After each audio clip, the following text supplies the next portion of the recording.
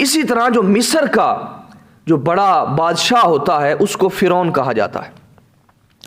اب حضرت موسیٰ علیہ السلام کے دور کا جو فرعون تھا اس کا نام ولید بن مصعب تھا، جس کو قرآن مجید کے اندر فرعون کہہ کر پکارا گیا، اور اس وقت بھی اس کو فرعون کہا جاتا تھا۔ تو اصل کے اندر اس کا نام ولید بن مصعب تھا۔ یہ بڑا غریب شخص تھا، عطار تھا، عطر بیچا کرتا تھا، اور اصفہان کا رہنے والا تھا۔ اس کے پاس اتنا مال نہ تھا جس کی وجہ سے یہ قرضے اٹھاتا تھا، حتیٰ کہ یہ قرضوں کے بوجھ کے اندر دب گیا، اور وہاں سے قرض نہ دینے کی وجہ سے وہاں سے بھاگ گیا، شام کے اندر پہنچا۔ شام کے اندر وہاں پر بھی اس نے روزگار کے مواقع تلاش کیے، مگر اس کو کوئی روزگار نہ ملا، حتیٰ کہ پھر یہ شام سے مصر کی طرف چلا گیا۔ اب مصر کے گاؤں کے اندر اس نے دیکھا کہ یہاں پر تربوز بہت سستے ہیں۔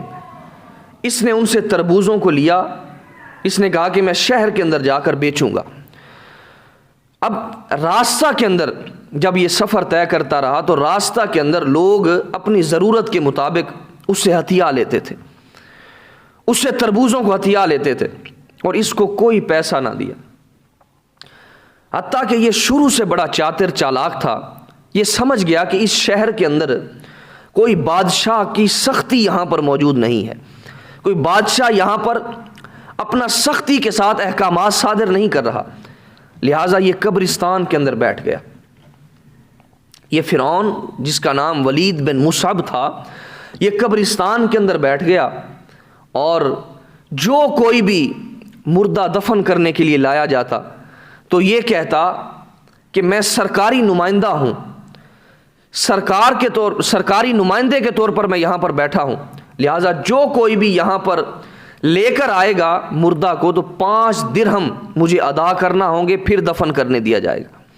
حتیٰ کہ لوگ اس ولید بن مصعب فرعون کو 5 درہم دیتے تھے، اور وقت گزرتا گیا، حتیٰ کہ ایک دن کسی بڑے آدمی کا میت کو لایا گیا اس کو دفنانے کے لیے۔ اس نے ان سے تقاضا کیا کہ 5 درہم لوں گا پھر دفن کرنے دوں گا۔ اب انہوں نے کہا کہ ہم خود بڑے لینڈ لارڈ ہیں، وہ بڑے امیر کبیر تھے، ان کو پتا تھا کہ ایسا کوئی حکم بادشاہ نہیں دے سکتا، لہٰذا انہوں نے اس کو جکڑا اور بادشاہ کے سامنے جا کر پھینک دیا۔ کہا کہ یہ شخص قبرستان کے اندر بیٹھ کر لوگوں سے مال کا تقاضا کرتا ہے۔ بادشاہ نے وجہ پوچھی، ولید بن مصعب نے کہا کہ میں یہاں پر بہت لوگ مال خوری کر رہے ہیں اور لوگوں سے مال ہتھیا رہے ہیں، لہٰذا اس نے اپنے سارے پیسوں کو اٹھایا اور بادشاہ کے سامنے رکھ دیا۔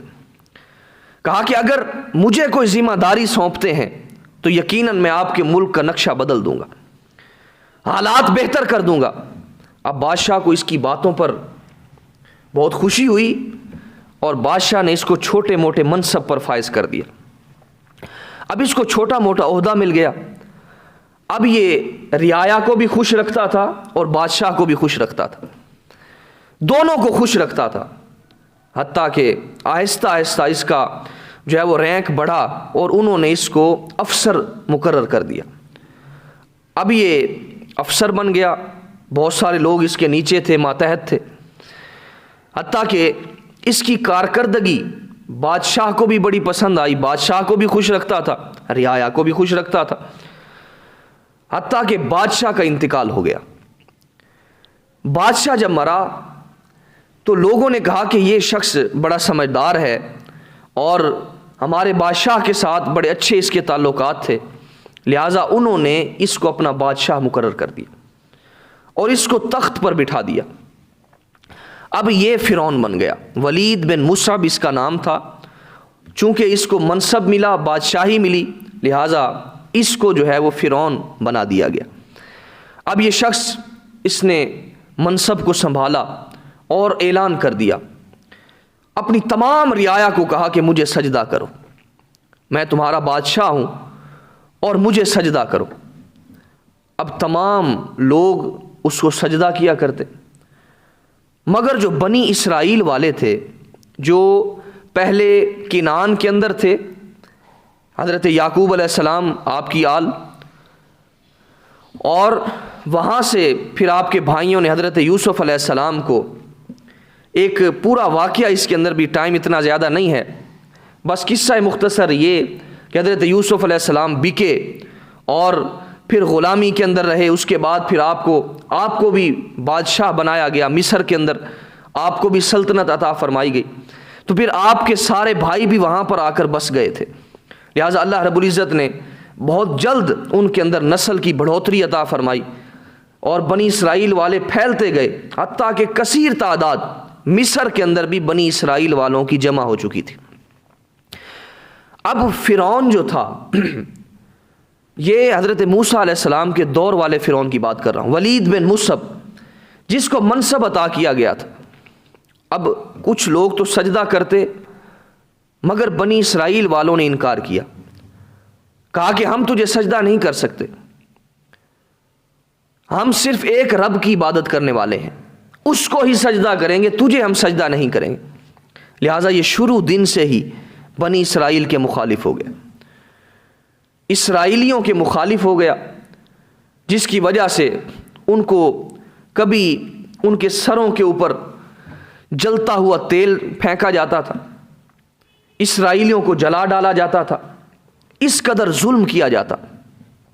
وقت گزرتا گیا، پھر بادشاہ نے خواب دیکھا، اسی فرعون نے خواب دیکھا کہ بیت المقدس کی طرف سے ایک آگ آئی ہے، جس سے سارے قبطی ہلاک ہو گئے ہیں اور اسرائیل والے بچ گئے ہیں، اسرائیلی سارے بچ گئے ہیں۔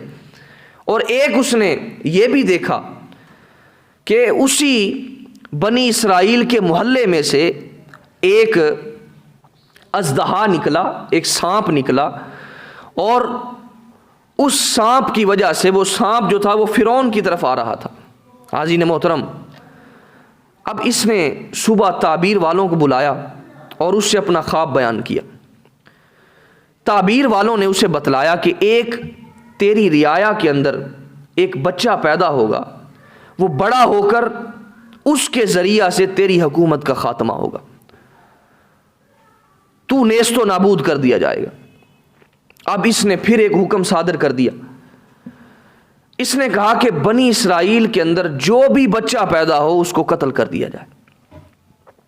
ایک روایت کے مطابق 12,000 اور ایک روایت کے مطابق 70,000 بچے چند سالوں کے اندر ذبح کر دیے گئے، چند سالوں کے اندر مار دیے گئے، اور 90,000 حمل گرا دیے گئے۔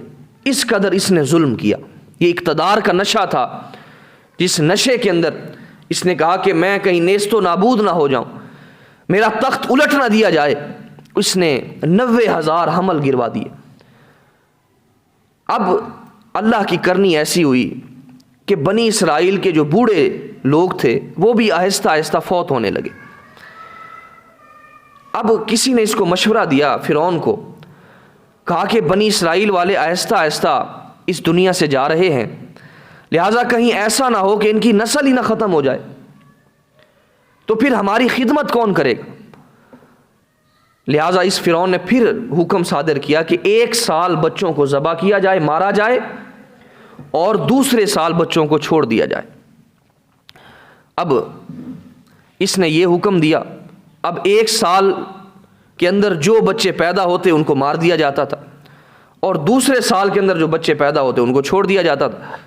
اب اللہ کی کرنی ایسی ہوئی کہ جس سال بچوں کو زندہ چھوڑنے کا سال تھا، اس سال حضرت موسیٰ علیہ السلام کے بھائی حضرت ہارون علیہ السلام پیدا ہوئے، اور دوسرے سال جس سال بچوں کو مارنے کی باری تھی اس سال حضرت موسیٰ علیہ السلام پیدا ہوئے۔ اب حضرت موسیٰ علیہ السلام پیدا ہوئے، گھر کے باہر ایک محاصرہ ہے، اور اندر دائی، جب حضرت موسیٰ علیہ السلام کی پیدائش ہوئی تو اس نے حضرت موسیٰ علیہ السلام کی جب زیارت کی تو وہ فریفتہ ہو گئی کیونکہ اللہ رب العزت نے اپنے نبی کو محبوبیت عامہ عطا فرمائی تھی. جو دیکھتا تھا دیوانہ ہو جاتا تھا، جو دیکھتا تھا فریفتہ ہو جاتا تھا. اب اس دائی نے کہا کہ اس بچے کو مرنے نہیں دینا، اس بچے کو بچانا ہے. حتیٰ کہ اس نے ایک بکری کو ذبح کیا اور اس نے اس گوشت کی ہانڈی چڑھا دی اور باقی اس کو چھپا کر باہر جو لوگ موجود تھے ان کو بتایا کہ یہاں پر بچہ پیدا ہوا ہے، لہٰذا میں اس کو دفن کرنے کے لیے جا رہی ہوں. انہوں نے اس بات کا جو ہے وہ اقرار کر لیا، مان لیا کہ ٹھیک ہے، یہ ہم سے جھوٹ کیوں بولے گی. پھر کچھ وقت گزرا، نجومیوں نے خبر دی کہ وہ بچہ جس کی وجہ سے تیری حکومت کا خاتمہ ہوگا وہ بچہ پیدا ہو چکا ہے. اب اس کے کان کھڑے ہو گئے کہ یہ کیا ہو گیا. اب فرعون نے پھر حکم صادر کیا کہ تلاشی لی جائے. لوگوں نے بتلایا کہ عمران کے گھر جو بچہ پیدا ہوا تھا ہم نے اس کو دیکھا نہیں تھا،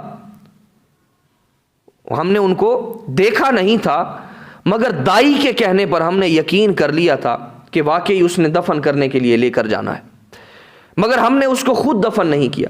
حتیٰ کہ حضرت عمران کے گھر کی تلاشی لی گئی اور وہاں پر حضرت موسیٰ علیہ السلام آپ اپنی بہن مریم کی گود کے اندر موجود تھے.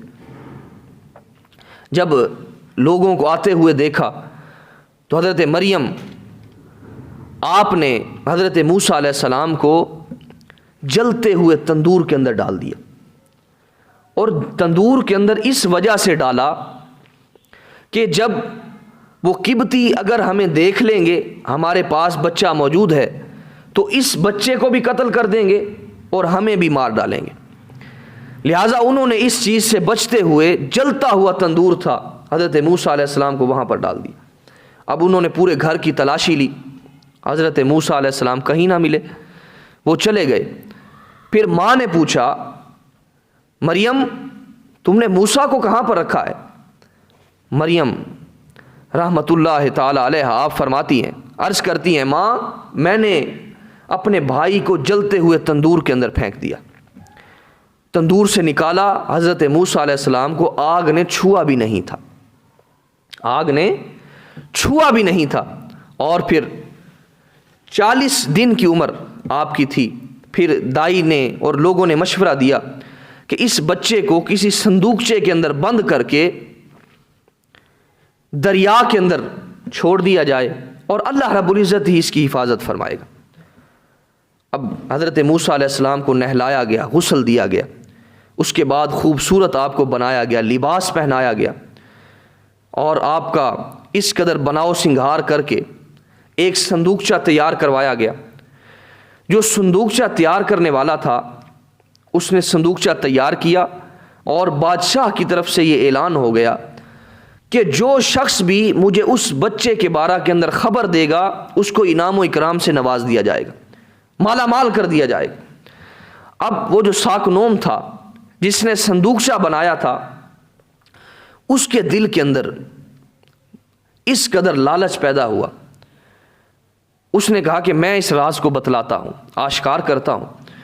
اب وہ بادشاہ کی طرف جانے لگا حتیٰ کہ اس کے پاؤں ٹخنوں سمیت زمین کے اندر دھنس گئے، ٹخنوں سمیت زمین کے اندر دھنس گئے. اور غیب سے آواز آئی، اگر تم نے اس راز کو آشکار کیا، اس راز کو فاش کیا تو تجھے سارے کے سارے کو زمین کے اندر دھنسا دیا جائے گا. حتیٰ کہ یہ شخص اب حضرت موسیٰ علیہ السلام کے گھر آیا اور آ کر عرض کرتا ہے کہ مجھے اس بچے کا ذرا دیدار تو کروا دو، اس بچے کی زیارت تو کروا دو.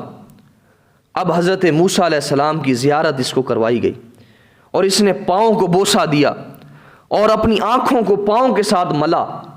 اور یہ سب سے پہلے حضرت موسیٰ علیہ السلام پر ایمان لے آیا اور یہ سب سے پہلا شخص تھا جس نے حضرت موسیٰ علیہ السلام پر ایمان کو قبول کیا. تو حاضرین محترم، اب صندوقچے کے اندر حضرت موسیٰ علیہ السلام کو بند کر دیا گیا اور دریا کے اندر بہا دیا گیا. اب اس دریا سے ایک نہر جاتی تھی، وہ نہر فرعون کے باغات کے اندر جاتی تھی۔ اب اللہ کی کرنی ایسی ہوئی کہ وہ صندوقچہ اب اسی نہر کے اندر داخل ہو کر فرعون کے محلات کے اندر چلا گیا، جہاں پر فرعون کے باغات تھے۔ تو وہاں پر فرعون بھی سیر و تفریح کر رہا تھا، سیر کر رہا تھا۔ لوگوں نے دیکھا کہ ایک صندوقچہ آیا ہے۔ اب لوگوں نے اس صندوقچے کو پکڑا اور فرعون کے سامنے رکھ دیا، کہا کہ یہ صندوقچہ تیرتا ہوا آیا ہے۔ کھولا گیا تو اس میں سے ایک خوبصورت بچہ برآمد ہوا، خوبصورت بچہ برآمد ہوا۔ فرعون نے کہا کہ یہ وہی بچہ ہے جس کے بارے کے اندر مجھے خبر دی گئی ہے کہ وہی بچہ تیرا تخت الٹ ڈالے گا، تیری حکومت کا خاتمہ کر دے گا، تیری بادشاہت کو ختم کر دے گا۔ کہا یہ وہی بچہ ہے۔ لوگوں نے کہا، حضرت آسیہ علیہ السلام بھی وہاں پر موجود تھی، اس نے کہا کہ دیکھ یہ وہ بچہ نہیں ہے، بڑا پیارا بچہ ہے، مجھے بڑا پیارا لگا ہے، تو نے ایسے غلط فہمی کے اندر ہزاروں بچوں کو مار ڈالا ہے، لہٰذا میری گود کے اندر کوئی بچہ نہیں ہے، میں اس کو اپنی گود میں لے لیتی ہوں، بہت پیارا بچہ ہے۔ اب حضرت موسیٰ علیہ السلام کو حضرت آسیہ علیہ السلام نے گود میں لے لیا اور پوری رعایا کے اندر یہ حکم جاری کیا گیا، ندا دی گئی کہ کوئی عورت ایسی ہو جو دودھ پلانے والی ہو۔ اب حضرت مریم جو حضرت موسیٰ علیہ السلام کی بہن تھیں، بہت ساری دائیاں آئیں۔ اب حضرت مریم نے بھی حضرت آسیہ کو مشورہ دیا، کہا کہ اس شہر کے اندر ایک عورت ایسی ہے، بہت اچھی دائی ہے، وہ اس کو دودھ پلائے گی۔ حضرت موسیٰ علیہ السلام نے کسی دائی کا دودھ نہ پیا، اور جب ماں آئی، حضرت مریم اپنی والدہ کو بلا کر لے آئی، تو حضرت موسیٰ علیہ السلام نے ان کا دودھ پیا، حتیٰ کہ آپ کو روزانہ کی بنیاد پر آپ کا وظیفہ مقرر ہو گیا۔ اب حضرت موسیٰ علیہ السلام کو ان کی والدہ ہی دودھ پلایا کرتی تھی۔ رب کی شان دیکھیے، ان اللہ علی کل شیء قدیر، وہ فرماتا ہے میں ہر ایک چیز پر قدرت رکھنے والا، للہ خزائن السماوات والارض، وہ فرماتا ہے زمین و آسمان کے سارے خزانے میرے قبضہ قدرت کے اندر ہیں۔ وہ مالک ہے، وہ خالق ہے، وہ بادشاہ ہے، وہ شہنشاہ ہے، وہ کچھ بھی کر سکتا ہے۔ اب فرعون جس کو پریشانی لاحق ہے کہ بچہ میری حکومت کا خاتمہ کرے گا، اب اللہ کی شان یہ ہے کہ اسی کے گھر کے اندر ہی حضرت موسیٰ کی پرورش فرما رہا ہے، حضرت موسیٰ کو پروان چڑھا رہا ہے۔ اب حضرت موسیٰ علیہ السلام کو جب دودھ آپ کی مدت پوری ہوئی اور آپ کی والدہ کو بے شمار تحائف کے ساتھ ایک خچر، اس پر سونا تھا، دیگر مراعات تھیں، اس کو لاد کر حضرت موسیٰ علیہ السلام کی والدہ کو دے دیا گیا۔ اب حضرت موسیٰ علیہ السلام آپ کی عمر جب 3 سال کی ہوئی تو اس وقت فرعون کی گود کے اندر حضرت موسیٰ علیہ السلام کھڑے تھے، کھیل رہے تھے، حتیٰ کہ حضرت موسیٰ علیہ السلام نے فرعون کی داڑھی کو پکڑا اور ایک زوردار تھپڑ رسید کر دیا۔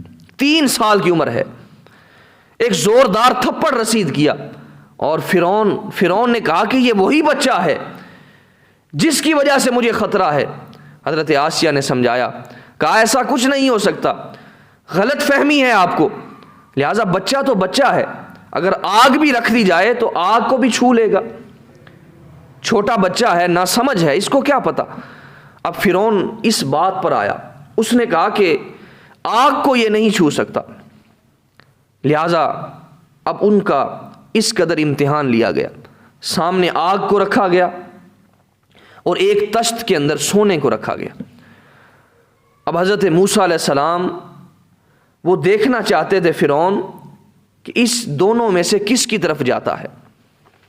اب حضرت موسیٰ علیہ السلام سونے کی طرف جانے ہی والے تھے، حضرت جبریل امین علیہ السلام نے آپ کا رخ آگ کی طرف کر دیا۔ حضرت موسیٰ علیہ السلام نے آگ کا انگارہ پکڑا اور اپنے منہ کے اندر رکھ لیا۔ اللہ کی شان ہے اس کے اندر بے پناہ مصلحتیں پوشیدہ تھیں. آپ نے انگارہ اپنے منہ کے اندر رکھا اور جس کی وجہ سے عمر بھر آپ کی زبان کے اندر تھوڑی سی لکنت رہ گئی تھی، وہ انگارہ رکھنے کی وجہ سے. اب حضرت موسیٰ علیہ السلام، وہ فرعون سمجھا کہ ہاں یہ ناسمجھ بچہ ہے، ناسمجھی کی وجہ سے اس نے ایسا کیا ہے. اب بہت سارا وقت گزرا، حضرت موسیٰ علیہ السلام آپ جوان ہو گئے، 30 سال کی عمر کے اندر آپ کا زیادہ تر جو رجحان پھر بڑھتا گیا وہ بنی اسرائیل کی طرف بڑھتا گیا. بنی اسرائیل کی مدد کرتے، ان کے کام آتے، کمزوروں کی مدد کرتے اور مظالم کے خلاف کھڑے ہوتے. حتیٰ کہ اور اس کے اندر اور بھی بے شمار تفصیل ہے، بہت سارا وقت اس کو درکار ہے. مگر ایک قبطی کا بھی واقعہ آتا ہے کہ قبطی کو حضرت موسیٰ علیہ السلام نے مکہ مارا، جس کی وجہ سے وہ وہاں پر مر گیا. اور اسی طرح بہت ساری تفصیل اس کے اندر موجود ہے، اور وقت اتنا زیادہ نہیں ہے. بس اتنا سمجھیے کہ حضرت موسیٰ علیہ السلام کی پروان اللہ رب العزت نے فرعون کے گھر کے اندر ہی چڑھائی. اس قدر وہ قدرت رکھنے والا ہے. مٹی سے بادشاہ تخلیق فرما دیتا ہے، مٹی سے بادشاہ بنا دیتا ہے، اور وہ کئی شانوں کا مالک ہے. اس کے پاس بے شمار کمالات ہیں، قدرتیں ہیں. نت نئے نقش بناتے ہو، مٹا دیتے ہو، جانے کس جرم تمنا کی سزا دیتے ہو. کبھی کنکر کو بنا دیتے ہو ہیرے کی کنی، کبھی ہیروں کو بھی مٹی میں ملا دیتے ہو. خواہش دید جو کر بیٹھے سرے تور کوئی، تور ہی برق تجلی سے جلا دیتے ہو.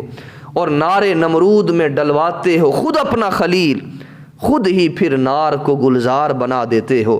اور بیچو یوسف کو کبھی مصر کے بازاروں میں، آخر کار شہ مصر بنا دیتے ہو.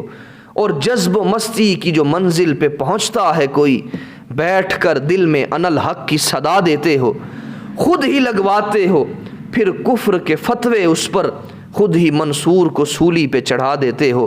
اور خود جو چاہو تو سرے عرش بلا کر محبوب، خود جو چاہو تو سرے عرش بلا کر محبوب، ایک ہی رات میں معراج کرا دیتے ہو، ایک ہی رات میں معراج کرا دیتے ہو. حاضرین محترم، اللہ کی شان ہے، وہ قدرت رکھنے والا ہے. ان اللہ علی کل شیء قدیر، ہر چیز پر قدرت رکھنے والا ہے. تو حاضرین محترم، حضرت موسیٰ علیہ السلام کا رجحان بنی اسرائیل کی طرف تھا. ان کو سپورٹ کرتے، ان کا خیال رکھتے، ان کے کام کاج کے اندر شریک ہوتے، حصہ بٹاتے. حتیٰ کہ قصہ مختصر حضرت موسیٰ علیہ السلام کے ذریعہ سے بنی اسرائیل کو نجات دلائی گئی. اور فرعون اور اس کا لشکر، فرعون و آل فرعون، اس کا سارا لشکر حضرت موسیٰ علیہ السلام اور بنی اسرائیل کے پیچھے تھا. حتیٰ کہ آگے دریا تھا اور اب پریشان تھے کہ کیا کیا جائے. اس منظر کو اللہ رب العزت نے قرآن مجید کے اندر سورۃ البقرہ کے اندر بیان فرمایا. وَإِذْ فَرَقْنَا بِكُمُ الْبَحْرَ فَأَنْجَيْنَاكُمْ. بنی اسرائیل کو اللہ رب العزت اس نعمت کو یاد کروا رہا ہے. بنی اسرائیل، ہم نے تمہارے لیے اس دریا کو پھاڑ ڈالا.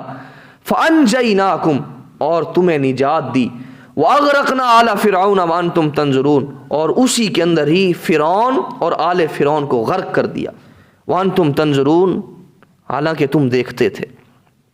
حاضرین محترم، حضرت موسیٰ علیہ السلام اور پھر بنی اسرائیل اس کے اندر داخل ہو گئے. حتیٰ کہ اللہ رب العزت نے دریا میں سے 12 رستوں کو جو ہے وہ جاری فرما دیا. 12 رستے بن گئے اور ہر طرف خشکی ہی خشکی تھی. اب فرعون جب وہاں پر اور آل فرعون وہاں پر پہنچے تو اسی پانی کے اندر غرق کر دیے گئے. تو حاضرین محترم، یہ اللہ رب العزت کی شان ہے، وہ کس انداز کے ساتھ اپنی قدرت کو ظاہر فرماتا ہے. وہ مالک ہے، وہ خالق ہے، وہ سب کچھ کر سکتا ہے، ہر چیز پر قدرت رکھنے والا ہے. وہ تو کنویں کے اندر جس کو ڈالا جاتا ہے، پھینکا جاتا ہے، اس کنویں میں سے اٹھا کر، یعنی زمین زیرو ہے، زمین زیرو ہے اور زمین سے بھی نیچے کنواں ہے، وہ ایک مائنس کے درجے کے اندر آ جاتا ہے. سمجھانے کے لیے عرض کر رہا ہوں، وہ ایک مائنس کے درجے کے اندر آ جاتا ہے، اللہ رب العزت مائنس سے اٹھا کر اس کو بادشاہ وقت بنا دیا کرتا ہے، تخت پر بٹھا دیتا ہے۔ وہ اتنی شانوں والا ہے اور اتنے کرم والا ہے، وہ ہر چیز پر قدرت رکھنے والا ہے۔ تو عزیزان محترم، وہ رب بڑا مہربان ہے، وہ بڑا کریم ہے۔ تو اس آیات مبارکہ کے اندر وَإِذْ أَنْجَيْنَاكُمْ مِنْ آلِ فِرْعَوْنَ يَسُومُونَكُمْ، حضرت موسیٰ علیہ السلام کے ذریعہ سے جو بنی اسرائیل کو نجات دی گئی، اللہ رب العزت بنی اسرائیل کو وہ یاد فرما رہا ہے، وہ یاد کروا رہا ہے کہ فلاں نعمت کو یاد کرو، فلاں نعمت کو یاد کرو، تاکہ کسی ذریعہ سے آقا کریم علیہ السلام کا کلمہ پڑھ کر مسلمان ہو جائیں۔ اور اس آیہ مبارکہ کے اندر اللہ رب العزت نے اس بات کو بیان کیا، وَإِذْ أَنْجَيْنَاكُمْ مِنْ آلِ فِرْعَوْنَ، ہم نے تمہیں آل فرعون اور فرعون سے نجات عطا فرمائی۔ یسومونکم سوء العذاب، وہ تم پر اس قدر ظلم کیا کرتا تھا، عذاب نازل کیا کرتا تھا، اور یذبحون ابناکم، تمہارے بیٹوں کو ذبح کر دیتا تھا، ویستحیون نساءکم، اور تمہاری بیٹیوں کو زندہ چھڑوا دیتا تھا۔ اور وفی ذالکم بلاء من ربکم عظیم، یہ تمہارے رب کی طرف سے بڑی آزمائش تھی۔ اللہ رب العزت نے اس مسائل سے، ان پریشانی سے بھی بنی اسرائیل کو نجات دی، اور بنی اسرائیل کو ان نعمتوں کو بیان کر کے اللہ رب العزت سمجھانا چاہ رہا ہے کہ بنی اسرائیل، ہم نے تم پر یہ بھی نعمت دی، یہ بھی نعمت عطا فرمائی، من و سلوہ بھی اتارا، اور اسی طرح فرعون سے بھی نجات دی، مگر تم آج جب میرے نبی صلی اللہ علیہ وآلہ وسلم تشریف لائے ہیں، لہٰذا تم حسد کی بنا سے، بغض و عناد کی بنا پر، لالچ اور مفاد پرستی کی بنا پر، دنیا پرستی کی بنا پر ہلکے سودے کو لے کر تم اتنا بڑا گھاٹے کا سودا کر رہے ہو، لہٰذا تمہیں چاہیے کہ میرے حبیب آ چکے ہیں، ان کا کلمہ پڑھ کر مسلمان ہو جاؤ، کلمہ پڑھ کر مسلمان ہو جاؤ۔ مگر جن کے مقدر میں خوش بختی تھی، جن کے مقدر کے اندر اسلام کی بہاریں لکھی تھیں، انہوں نے پہلے دن سے ہی کلمہ پڑھا اور مسلمان ہو گئے، کیونکہ وہ اپنی کتابوں کے اندر آقا کریم علیہ السلام کو اس انداز سے جانتے تھے، اس انداز سے جانتے تھے۔ قرآن فرماتا ہے کہ جیسے کوئی اپنے بیٹے کو جانتا ہے۔ اب ایک ہجوم ہو، ہجوم کے اندر آپ کو پتہ چل جاتا ہے کہ میرا بیٹا وہاں پر کھڑا ہوا ہے، دور سے پتہ چل جاتا ہے۔ اب قرآن فرماتا ہے کہ وہ اپنے بیٹوں سے بھی زیادہ حضور کی آمد سے قبل حضور کو پہچانتے تھے۔ اب انہوں نے، جن کے مقدر کے اندر خوش بختی تھی، انہوں نے آقا کریم علیہ السلام کا کلمہ پڑھا اور مسلمان ہو گئے۔ کچھ پہلے مسلمان ہو گئے، کچھ وقتاً فوقتاً ہوتے گئے، مگر جن کے مقدر کے اندر ازلی بدبختی لکھی جا چکی تھی، وہ نہ پہلے انہوں نے اسلام کو قبول کیا، نہ بعد کے اندر اسلام کو قبول کیا۔ تو اس انداز کے ساتھ، یعنی جو علماء یہود تھے وہ آیات کو چھپایا کرتے تھے۔ توریت کے اندر جو آقا کریم علیہ السلام کی نشانیاں تھیں ان کو بیان ہی نہیں کرتے تھے، اور جب کوئی سمجھدار شخص یا امیر شخص ان کے پاس آتا، ان کو کہتے کہ یہ آیات معاذ اللہ ابھی تک نشانیاں ان کے اندر پوری نہیں ہوئی، ابھی تک ان کے اندر وہ نشانیاں پوری نہیں ہوئیں جو ہماری کتاب کے اندر موجود ہیں، اور جو سادہ لوگ مسلمان تھے ان کو ورغلا دیا کرتے تھے۔ اسی طرح جو مسلمان ہو چکے تھے ان کو شکوک و شبہات کے اندر مبتلا کر دیتے تھے، اور جو مسلمان ابھی تک نہیں ہوئے تھے ان کو حق نہیں بتاتے تھے۔ صرف دنیا پرستی کی بنا پر جو ان کے پاس نذرانے آتے تھے، مال و دولت آیا کرتا تھا، یہ چاہتے تھے ہمارا وہ راستہ کہیں بند نہ ہو جائے، وہ سلسلہ کہیں منقطع نہ ہو جائے، اس وجہ سے یہ حق بات کو چھپایا کرتے تھے۔ اور دوسری بڑی وجہ یہ تھی آقا کریم علیہ السلام کو نہ ماننے کی کہ حضرت اسحاق علیہ السلام کی اولاد میں سے حضرت یعقوب علیہ السلام آئے، دیگر سارے نبی جتنے بھی بنی اسرائیل کے اندر آئے وہ حضرت اسحاق علیہ السلام کے ذریعہ سے آئے، اور اسی طرح حضرت اسماعیل علیہ السلام کے بعد ان کی نسل میں سے کوئی نبی نہیں آیا، اور صرف آقا کریم علیہ السلام ہی تشریف لائے۔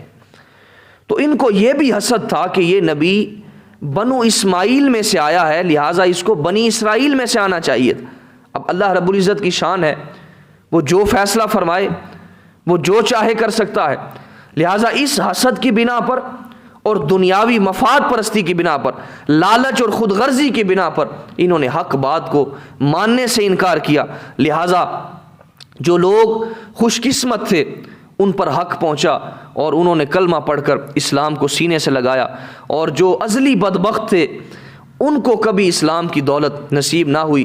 کہا کہ انداز حسینوں کو سکھائے نہیں جاتے، انداز حسینوں کو سکھائے نہیں جاتے، جو امی لقب ہوں وہ پڑھائے نہیں جاتے، اور ہر ایک کا حصہ نہیں دیدار نبی کا۔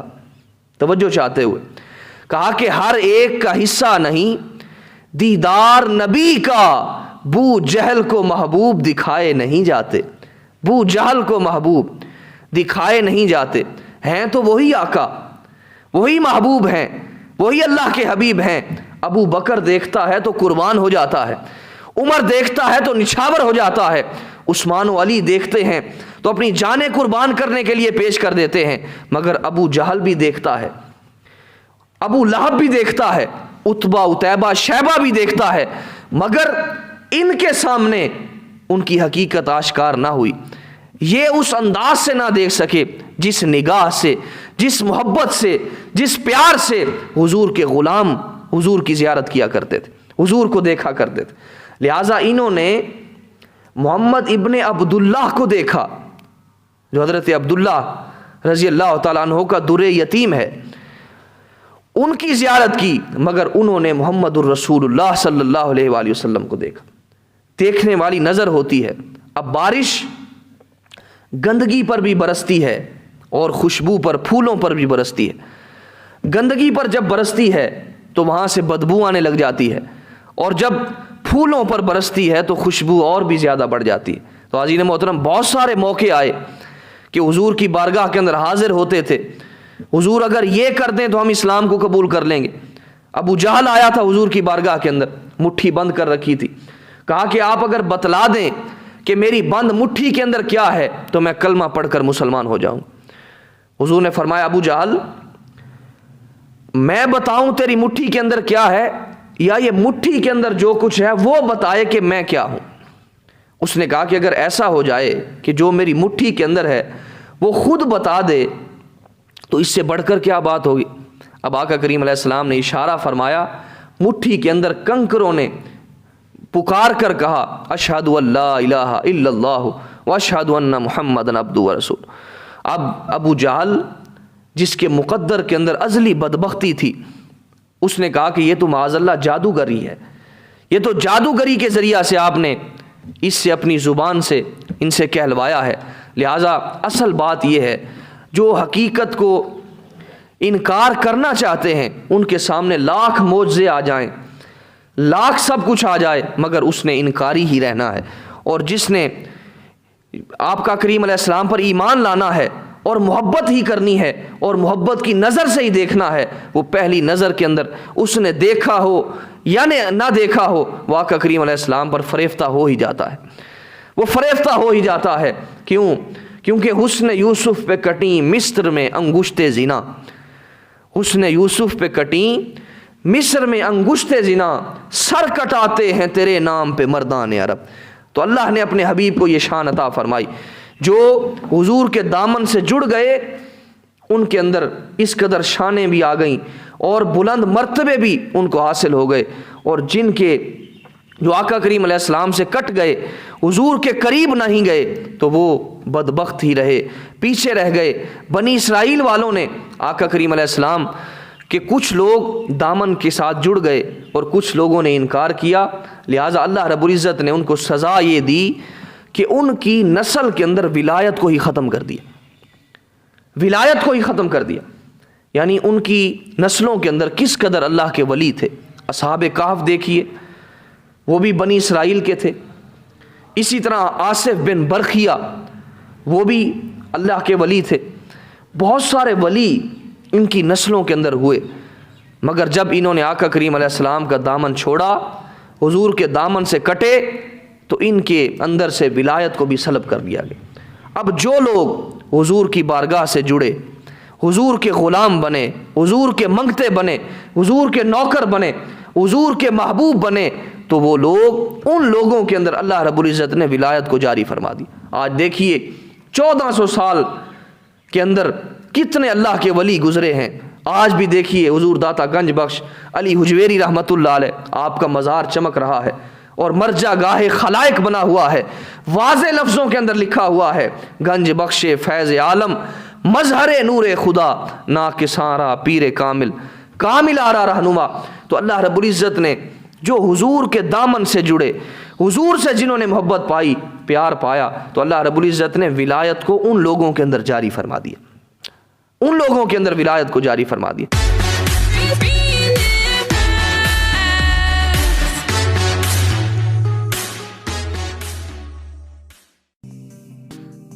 Hey there. Subscribe to my channel.